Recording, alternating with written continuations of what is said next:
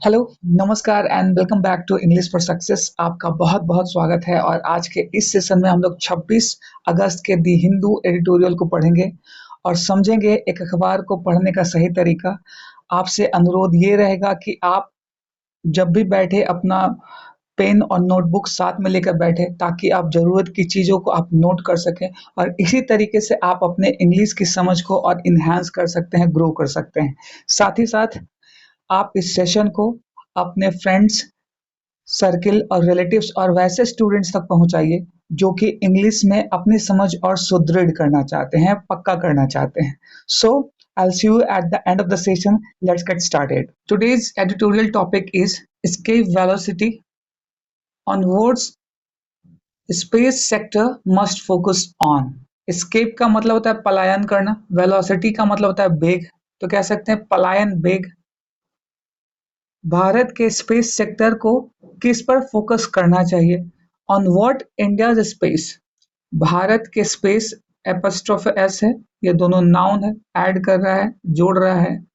Sector must focus on, Bharat को किस space पर ज्यादा फोकस करना चाहिए? India space sector must focus on reliability and regular launches. Bharat के स्पेस सेक्टर को भरोसे और रेगुलर लॉन्च पर फोकस करना चाहिए। सो इंडिया स्पेस सेक्टर ये पूरा का पूरा सब्जेक्ट है। मस्ट यहाँ पे ऑक्सिलरी वर्ब है, इसका मेन वर्ब है फोकस। ऑन यहाँ पे प्रपोजिशन है, इसका ऑब्जेक्ट है रिलायबिलिटी। और ये ऑन का पूरा ही ऑब्जेक्ट है जो कि ये एडजेक्टिव है। रेगुलर लॉन्चेस रेगुलर एडजेक्टिव और लॉन्चेस नाउन है एंड coordinative conjunction है। I hope it is clear. For much of the 20th century, a rocket tearing a wide seam through the sky did for India roughly what football did for Argentina and Brazil. तो कहा जा रहा है 20वीं सदी के ज्यादातर समय में, बात की जा रही है for 20th century, much of the 20th century, 20वीं शताब्दी के ज्यादा समय में, और rocket tearing a wide seam through the sky did for India. तो ये जो rocket tearing a wide seam, एक रॉकेट जिसने आसमान को पूरी तरीके से छुआ, टच किया। वाइड सीम, सीम का मतलब यहाँ पे तह या परत कह सकते हैं, छोड़ कह सकते हैं। थ्रू द स्काई, स्काई से, आसमान से। डीड फॉर इंडिया रफली, जिसने भारत के लिए किया। रफली यहाँ पे एडवर्ब है, एक मोटे तौर पे कहा जाए। What football did for Argentina and Brazil, जो व्हाट यहाँ पर रिलेटिव प्रोनाउन है, जो फुटबॉल ने अर्जेंटीना और ब्राजील के लिए किया। फिर से समझते हैं एक बार। 20वीं सदी में ज्यादातर समय में आसमान में उड़ता एक रॉकेट भारत के लगभग वही करता था जो फुटबॉल ने अर्जेंटीना और ब्राजील के लिए किया था। Nations shut out of the Council where economic and strategic weight was measured found in a game of European origin, an arena where their poverty did not disqualify them. Mastery was open to anyone with nerve and skill. तो कहा जा रहा है जिस देशों को उन council से बाहर रखा गया था जहां आर्थिक और स्ट्रेटेजिक वजन मापा जाता था, तो यहाँ पे बात की जाएगी nation shut out of the councils, राष्ट्रों को, देशों को इस काउंसिल से बाहर रखा गया था। शट आउट, बाहर रखना, शट आउट का मतलब होगा साइड अवे, बाहर रख देना। वेयर रिलेटिव प्रोनाउन है, ये एडवर्बियल की तरह काम करेगा, एडवर्ब की तरह। वेयर इकोनॉमिक एंड स्ट्रेटेजिक, आर्थिक एंड स्ट्रेटेजिक, एक रणनीति के तहत। वेट वाज मेजर्ड फाउंड, उसके वजन को मापा जाता था। In a game of European origin, किसमें, जो यूरोपियन ओरिजिन का गेम था उसके बारे में बात की जाए। एन एरिना, एरिना का मतलब क्षेत्र, वो जगह। Where the poverty did not disqualify them, वहां, ये वेयर किसके लिए है, इस एरिना के लिए, एडवर्बियल है, प्लेस को दिखा रहा है। जहां पे पॉवर्टी, गरीबी, डिड नॉट डिस्क्वालीफाई, उसको डिस्क्वालीफाई नहीं कर सकता था उन लोगों को। देम कहने का मतलब यूरोपियन ओरिजिन की बात की जा रही है, कंट्री की बात की जा रही है। Mastery was open to anyone with nerve and skill, mastery यहाँ पे एक सब्जेक्ट है। वॉज ओपन, खुली थी, मास्टरी जो है कौशलता खुली थी। टू एनीवन, किसी के लिए भी, विद नर्व एंड स्किल, जिसके पास हिम्मत और हुनर थी। इसको एक बार फिर से देखते हैं। जिन देशों को उन काउंसिल से बाहर रखा गया था, जहां आर्थिक और स्ट्रैटेजिक वजन मापा जाता था, उन्हें यूरोपियन मूल के एक खेल में एक ऐसा मैदान मिला जहां उनकी गरीबी उन्हें अयोग्य ठहरा नहीं सकती थी। यानी कि गरीबी के आधार पर उनको मापा नहीं जा सकता था, वहां मापा जाता था उसके हिम्मत और हुनर के आधार पर मापा जाता था। इसके वर्ड मीनिंग को देख लेते हैं। एरिना नाउन है, क्षेत्र, फील्ड, ग्राउंड, आउटसाइड, पेरिफेरी, बाह्य जिसको कह सकते हैं। पेरिफेरी का मतलब होता है उपनगर, परिधि, उसके आसपास का एरिया। मास्टरी नाउन है, कौशलता, हुनर जिसको कह सकते हैं। एक्सपर्टीज, कमांड, इनएक्सपीरियंस, इनएबिलिटी, अयोग्यता, अनुभवहीन जिसको कह सकते हैं।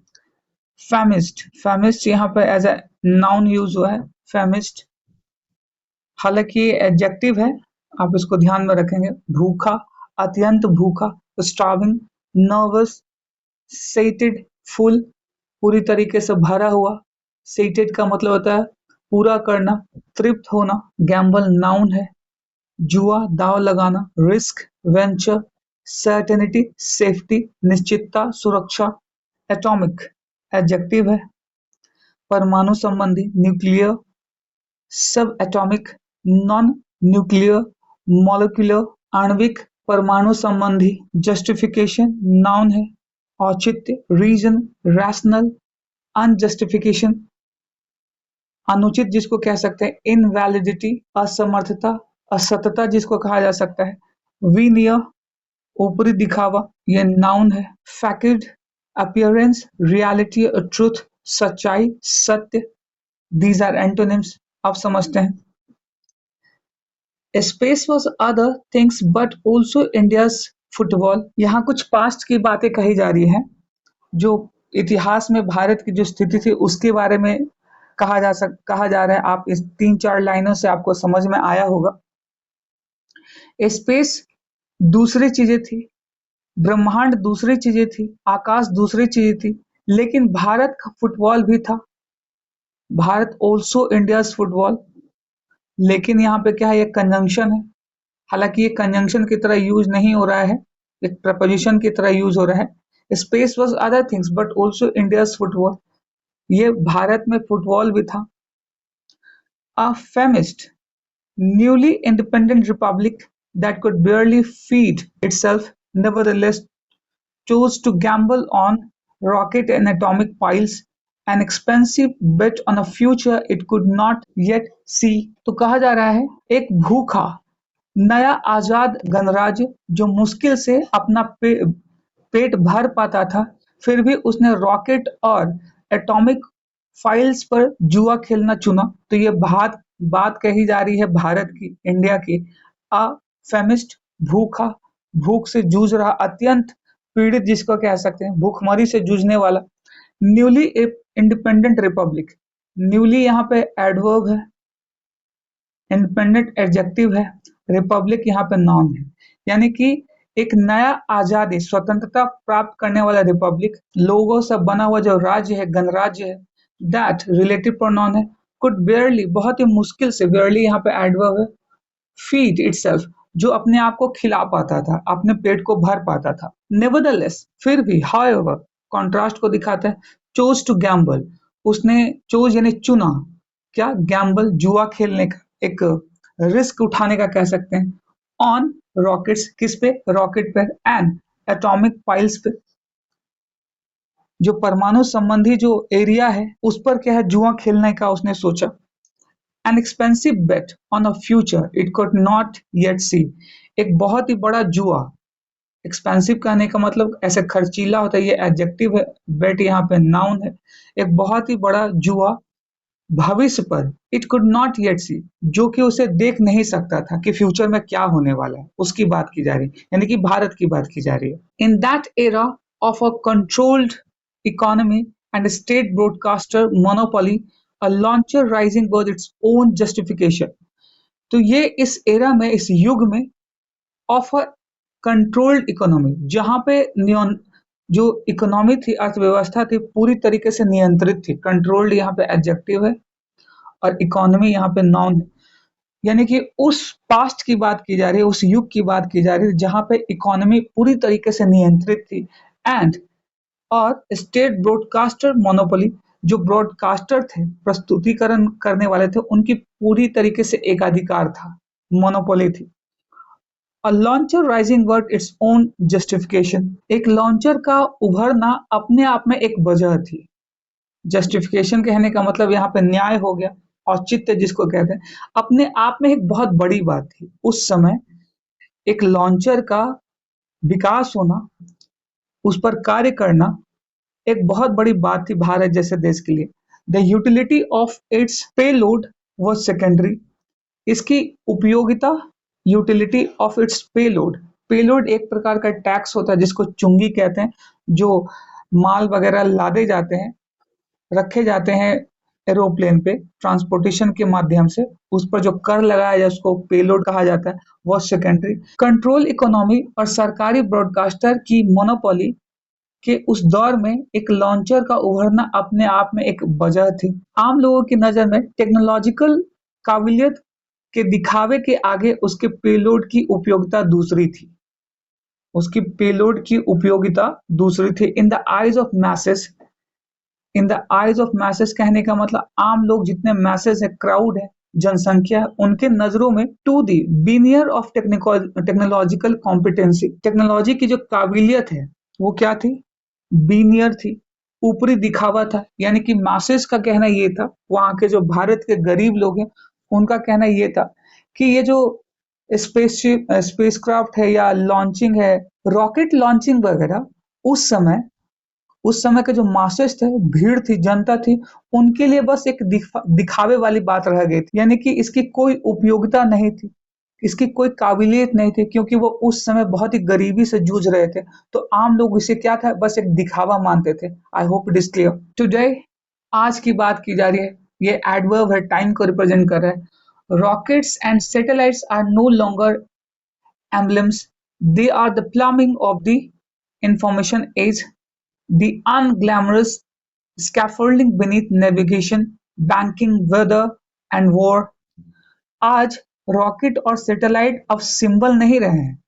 एम्बलेम्स का मतलब एक आइकॉन, सिंबल, प्रतीक की तरह नहीं है। दे आर प्लमिंग, इसके वर्ड मीनिंग्स को देख लेते हैं।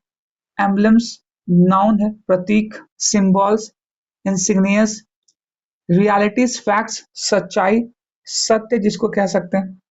प्लम्बिंग, इसको प्लम्बिंग नहीं पढ़ेंगे, बी साइलेंट होगा यहाँ पे, इसको प्लम्बिंग कहेंगे। नाउन है, आधारभूत संरचना, इंफ्रास्ट्रक्चर, सिस्टम, सरफेस, एक्सटीरियर, बाह्य जिसको कह सकते हैं। स्कैफोल्डिंग नाउन है, आधार संरचना, फ्रेमवर्क, सपोर्ट, इंस्टेबिलिटी, वीकनेस, कमजोरी, अस्थायित्व, जो अस्थिर है, इंस्टेबिलिटी। नेविगेशन नाउन है, गाइडेंस, डायरेक्शन, डिसओरिएंटेशन, कंफ्यूजन, असमंजस्य जिसको कह सकते हैं, संशय, भटकाव, डिसओरिएंटेशन। लूनर नाउन है, चंद्र संबंधी, moon related, satellite, solar, terrestrial, solar संबंधी, टेरेस्ट्रियल जिसको कि लौकिक, सांसारिक, बुनियादी जिसको कह सकते हैं। लूनर यहाँ पे एज ए एडजेक्टिव यूज हो रहा है, ध्यान रखेंगे। ऑरा नाउन है, आभा, चार्म, एटमॉस्फेयर, रेपुटेशन, डलनेस, प्रतिष्ठा, मंदता, सुस्ती जिसको कह सकते हैं। फ्रेमिंग यहाँ पे वर्ब है, फ्रेमिंग ढांचा बनाना, स्ट्रक्चरिंग, आउटलाइनिंग, डिसऑर्गेनाइजिंग, अनफ्रेमिंग अनफ्रेम करना, अव्यवस्थित करना, डिसऑर्गेनाइजिंग का मतलब अव्यवस्थित करना। मैरिड ये एज एडजेक्टिव यूज हो रहा है, जुड़ा हुआ, कनेक्टेड, लिंक्ड, सेपरेटेड, डाइवोर्स्ड, अलग होना, अलगाव जिसको कह सकते हैं। दीज आर एंटोनिम्स, अब समझते हैं। कहा जा रहा है आज रॉकेट और सैटेलाइट अब सिंबल नहीं रहे, वे इंफॉर्मेशन एज की प्लमिंग है। प्लमिंग का मतलब प्रतीक है। वो आज जो इंफॉर्मेशन टेक्नोलॉजी है वो सीमित नहीं है, वो एक बृहत रूप ले चुकी है इस समय में, एक इंफॉर्मेशन एज में। द अनग्लैमरस स्कैफोल्डिंग बीनीथ नेविगेशन, अनग्लैमरस ये एडजेक्टिव है, इसको कह सकते हैं सादापन, साधारण। आधारभूत संरचना, एक नेविगेशन के अंतर्गत, नेविगेशन कहने का मतलब डायरेक्शन कह सकते हैं, जिसमें बैंकिंग, वेदर एंड वॉर ये सब सम्मिलित हैं। नेविगेशन बैंकिंग मौसम और युद्ध के नीचे की सादी मचान है, यानी कि एक विस्तार जिसको कह सकते हैं, एक आधारभूत ढांचा है उसका।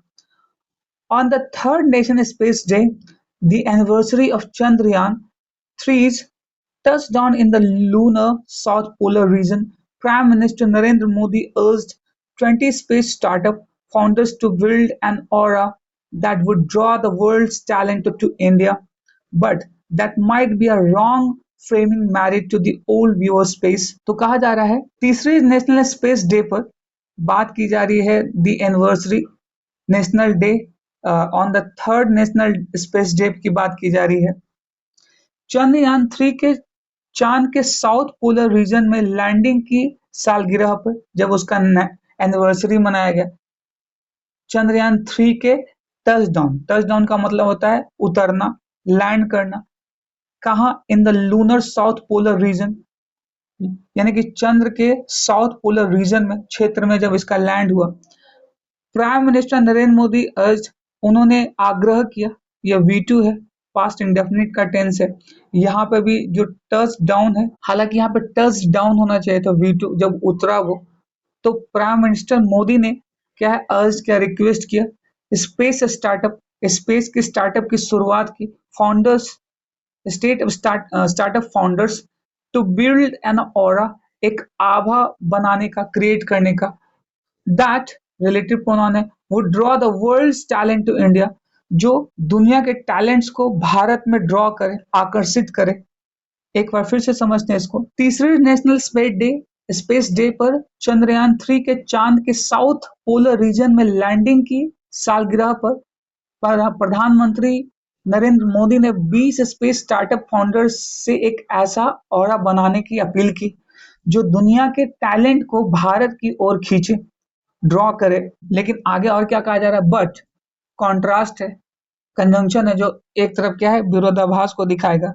That might be a wrong framing married, ये एक प्रकार का रॉन्ग फ्रेमिंग हो सकता है, फ्रेमिंग हो सकता है, मैरिड जुड़ा हुआ ढांचा, यानी कि जो गलत ढांचा हो सकता है, किसके तरफ, to the old view space, जो स्पेस की तरफ हमारा जो नजरिया है वो एक गलत सोच को दिखा सकता है। That is the meaning, I hope it is clear. A private space sector cannot harvest success merely because its wares are called rockets and launches vehicles.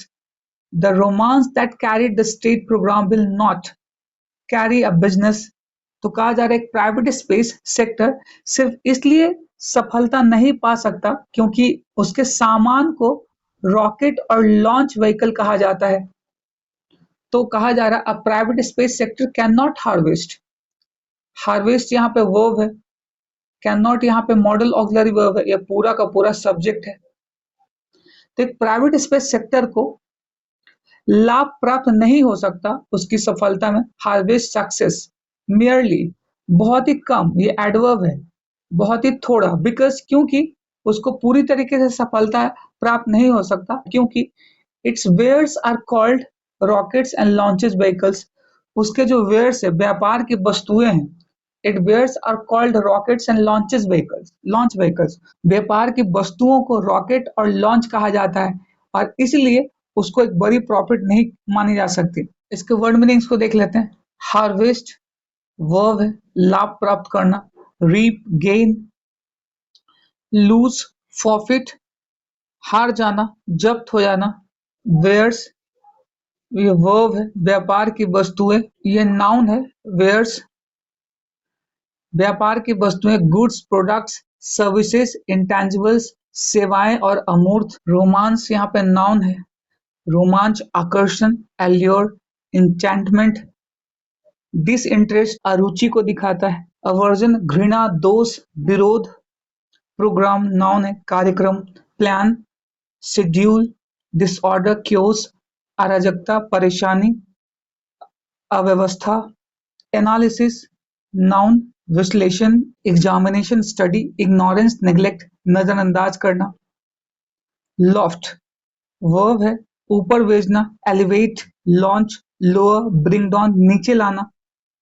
Reputation noun है, प्रतिष्ठा, स्टीम, स्टैंडिंग, इन्फेमी, डिसग्रेस, बदनामी जिसको कह सकते हैं अपमान, रियलेबिलिटी adjective है, विश्वसनीयता, डिपेंडेंट डिपेंडेबिलिटी, कंसिस्टेंसी, अनरिलेबिलिटी, अनसर्टेनिटी, अनिश्चितता, अविश्वास जिसको कह सकते हैं, रेयरली ये एडवर्ब है, बहुत कम, सेल्डम, इनफ्रिक्वेंटली, फ्रिक्वेंटली, ऑफ्टन और ऑफन भी इसको पढ़ा जाता है, प्रायः, बार बार, अनइकोनॉमिकली एडवर्ब है, अकुशल, अर्थहीन तरीके से, इनएफिशिएंटली, वेस्टफुली, इकोनॉमिकली, इफिशिएंटली, आर्थिक रूप से, कुशल रूप से, सक्षम रूप से। These are antonyms. आगे समझते हैं। The romance that carried the state program will not carry a business. तो कहा जा रहा है सरकारी प्रोग्राम को आगे बढ़ाने वाला रोमांस कोई बिजनेस नहीं चला पाएगा। कहने का मतलब state program will not carry a business, जो एक romance that carry state program, यानी कि जो रोमांस समझते हैं एक स्टेट के प्रोग्राम को चलाना, वो इस बिजनेस को नहीं संभाल सकेंगे। यानी कि ये बात की जा रही है वैसे पॉलिटिशियंस की जो कि सत्ता को एक क्या कठपुतली की तरह समझते हैं। वो रॉकेट और उससे जुड़े हुए स्पेस से जुड़े हुए चीजों को, तकनीकियों को नहीं समझ पाएंगे, तो बस उसको एक रोमांस का जरिया ही उसको समझ में आएगा। A recent peer-reviewed analysis in economics later by Alessio Terzi and Francesco Nicoli finds that it cost $13,302 to loft a kilogram into low Earth orbit on an Indian rocket in 2025, costlier than China $5,809, Japan, Russia, Europe, and the United States $3,225, and well above the global average of $3,868। तो कहा जा रहा है हाल ही फिलहाल में, रेसेंट यहाँ पे हाल फिलहाल पीयर रिव्यू, जो पूरी तरीके से इसको रिव्यू किया गया, एनालिसिस किया गया, उसकी जांच पड़ताल की गई, एनालिसिस विश्लेषण इन इकोनॉमिक्स लेटर्स बाय, किसमें, इकोनॉमिक्स लेटर्स में, बाय किसके द्वारा, एलिसियो टेर्जी एंड फ्रांसिस्को निकोली, फाइंड्स दैट, उनको ये पता चलता है कि इट कॉस्ट, इसकी जो लागत है $13,302 है, to loft a kilogram into a low earth. Loft का मतलब होता है उठाना, ऊपर भेजना, यानी कि into low earth orbit on a Indian rocket in 2025, 2025 में भारत के रॉकेट को इसके ऑर्बिट में भेजना, तो उसको भेजने के लिए 1 किलोग्राम अर्थ के नजदीकी कह सकते हैं, उसके निचले हिस्से में उसके ऑर्बिट में भेजना ऑन एन इंडियन रॉकेट। किसके लिए, एक इंडियन रॉकेट को 2025 में उसकी कीमत कितनी थी, $13,302, जो कि क्या है, कॉस्टलियर देन चाइना, चाइना से ज्यादा महंगा है। यहाँ पे बताया जा रहा है ब्रैकेट में कि चाइना को कितना लगता है, $5,809 लगता है, जहां Japan, Russia, Europe and the United states, इसमें कितने लगते हैं, $3,225 लगते हैं। वही भारत का इस कॉस्ट कितना है, $13,302 लगता है भारत को लॉन्च करने में, and well above the global average of $3,868, और वेल अबव, जितने भी ऊपर मेंशन है, द ग्लोबल एवरेज, जो वैश्विक औसत है खर्च का, वो कितना है, $3,868। तो भारत का खर्च क्या है, उससे कहीं ज्यादा है। इसको एक बार फिर से समझते हैं। एसिलियो टेरेजी और फ्रांसिस्को निकोली द्वारा इकोनॉमिक्स लेटर्स में हाल ही में किए गए एक रिव्यू एनालिसिस में पाया गया है कि 2025 में एक भारतीय रॉकेट पर 1 किलोग्राम को लो अर्थ ऑर्बिट में भेजने में $13,302 का खर्च आएगा।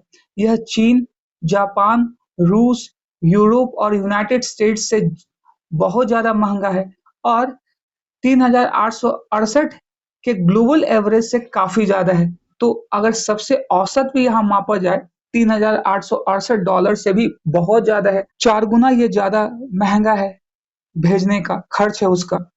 That is because India launches too rarely and uneconomically to rapidly build the required reputation for reliability. That is because ऐसा इसलिए है, India launches too rarely, वो कभी कभार और अनइकोनॉमिकल, यानी कि बहुत कम खर्च में, कभी कभार और बहुत ही कम खर्च में करता है, to rapidly build the required reputation and reliability. किस चीज के लिए?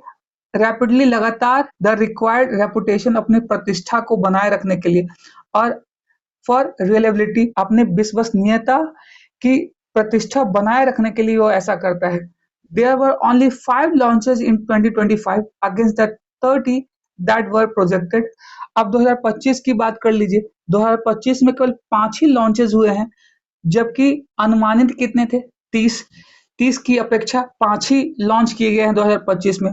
तो ये साफ-साफ दिखाता है कि भारत अपनी प्रतिष्ठा को बचाए रखने के लिए वो क्या है, इस चीज को करता है। स्पेस के क्षेत्र में विकास है, डेवलपमेंट है, उस तरीके से नहीं कर पा रहा है Bharat. I hope it is clear. The consequence is visual. Consequence का मतलब होता है परिणाम।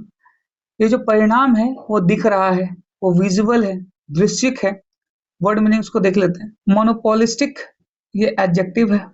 एकाधिकारवादी, एक्सक्लूसिव, डोमिनेंट, प्रभावशाली, जिसको कह सकते हैं कॉम्पिटिटिव, ओपन, प्रतियोगितावादी, खुले, ओपन। स्ट्रैंगल होल्ड, ये नाउन है, कठोर नियंत्रण। ग्रिप, कंट्रोल, फ्रीडम, रिलीज, छोड़ देना, आजादी। रेवेन्यूज, नाउन है, राजस्व। Income, earnings. लॉसेस, डेफिसिट, घाटा। अंडरकट, वर्ब है, कम दाम में चुनौती देना। अंडरमाइन, वीकन, सपोर्ट, स्ट्रेंथन, मजबूती प्रदान करना, समर्थन देना।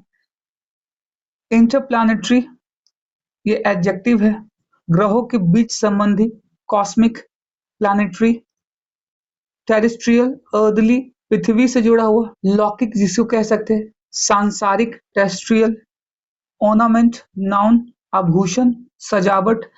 Decoration, embellishment. क्लीननेस, सिंप्लिसिटी, सादगी, साधारण, जिसको कह सकते हैं। इंजन, यहाँ पे नाउन है, इंजन, प्रेरक शक्ति। Motor, mechanism. ब्रेक, स्टॉपर, तो यहाँ इसका मतलब क्या होगा? रोकथाम करने वाला, रोक लगाने वाला। These are antonyms, अब समझते हैं। GSAT N2 at 4,700 kilogram, too heavy for ISRO's LBM-3, went upon a Falcon 9 Pixel and Gigantara, two of the 20 at Mr. Modi's meeting rode SpaceX to orbit। तो कहा जा रहा है GSAT N2 एट 4700 किलोग्राम। तो GSAT N2 जो है, इसका जो वजन था कितना था? 47 किलोग्राम, जो कि बहुत ज्यादा हेवी था। किसके लिए? इसरो के LVM-3 के लिए, लॉन्चर के लिए। वेंट अपॉन अ फैल्कन 9, जो किसके किसके ऊपर गया था? फैल्कन 9 के ऊपर। पिक्सल एंड डिगैंट्रा, पिक्सल और Digantara, two of the 20 at Mister Modi's meeting route SpaceX to orbit. तो कहा जा रहा है, नतीजा दिख रहा है, GSAT-N2 जो इसरो के LVM-3 के लिए 47 किलोग्राम ज्यादा भारी था, एक फाल्कन 9 पर गया। पिक्सल और दिगंतरा मिस्टर मोदी के मीटिंग में मौजूद 20 में से 2 स्पेस एक्स के ऑर्बिट में गए। आप समझ पा रहे होंगे कि स्पेस एक्स टू ऑर्बिट, जो ऑर्बिट में गए, रोड ये V2 है, मेन वर्ब, जो स्पेस एक्स के ऑर्बिट में गए, केंद्र में गए। SpaceX alone put 3/4 of the world's payload into orbit. तो कहा जा रहा है स्पेस एक्स ने अकेले पुट, यानी कि रखा है, डाला है, ये V2 है, पास्ट इंडेफिनिट का टेंस है। 3/4 ऑफ द वर्ल्ड्स पेलोड, यानी कि 3/4 हिस्सा दुनिया के पेलोड का केवल किसने भेजा? स्पेस एक्स ने अकेले, into the orbit, into orbit, orbit में, केंद्र में, इन 2025, 2025 में।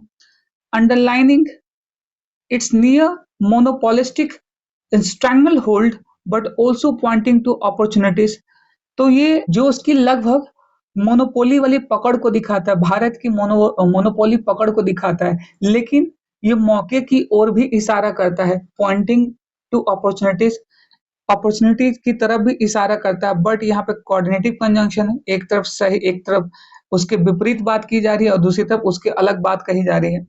The value of India's space sector can no longer rely on aura, but in jobs, in long-term capital and the tax revenues that follow, and in heavy lift launches that undercut space x and China. तो कहा जा रहा है भारत के space sector की value महत्व अब सिर्फ दिखावे पर नहीं रह सकती, बल्कि नौकरियां, लॉन्ग टर्म कैपिटल और उससे होने वाले टैक्स रेवेन्यू पर और उन भारी भरकम लॉन्च पर निर्भर करती है जो स्पेस एक्स और चीन को पीछे छोड़ देते हैं। तो ये साफ साफ कहा जा रहा है भारत केवल ज्यादा समय तक रिलाई नहीं कर सकता। रिलाई ऑन का मतलब ट्रस्ट ऑन, काउंट ऑन, भरोसा करना किसके, एक ऑरा पे। ऑरा कहने का मतलब कि ऐसा होगा तो ऐसा होगा, यानी कि भाग्य पर।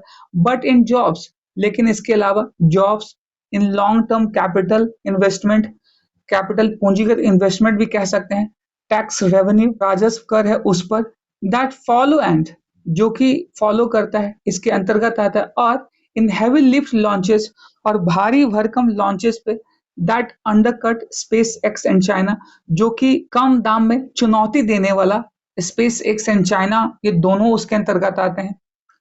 Moon bases with NASA and interplanetary reveries belong to the new imagination of space, and they matter, but they are the ornament, not the engine. Full stop हो गया यहाँ पे।